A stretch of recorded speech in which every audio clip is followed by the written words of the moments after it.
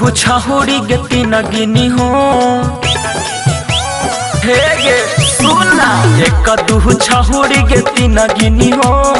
उहे रहड़िया में फिर मिली हो। पापा के मोबाइल से फोन करी हो। उहे रहड़िया में फिर मिली हो। मिक्स बाय सलिंदर बाबू।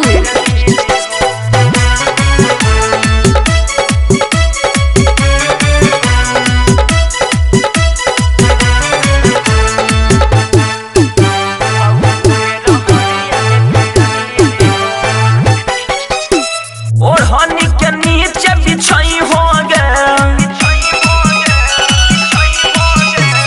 चोच से चोच लड़ाई हो गे।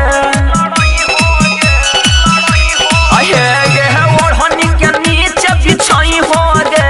चोच से चोच लड़ाई हो गे। प्यारा वाला बतिया सुनई के छौड़ी हमारा रोज सिखाई हो गे। आगे नहीं पीछे के छौड़ी हिली हो। अहे गे आगे नहीं पीछे के छौड़ी हिली हो। उहे रहड़िया में फेरा मिली हो। एक दू छहुरी के तीन गिनी हो। उहे रहड़िया में फेरा मिली हो। मिक्स बाय सलिंदर बाबू।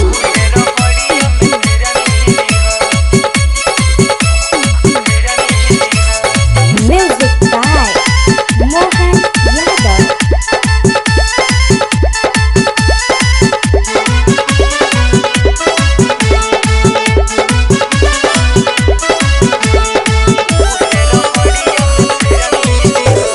करी हो नहीं छहुरी बहाना गे।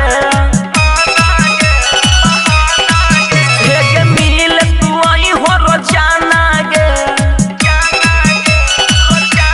हे गे करी हो नहीं छहुरी बहाना गे। हम मिल तू आई हो रोजाना गे।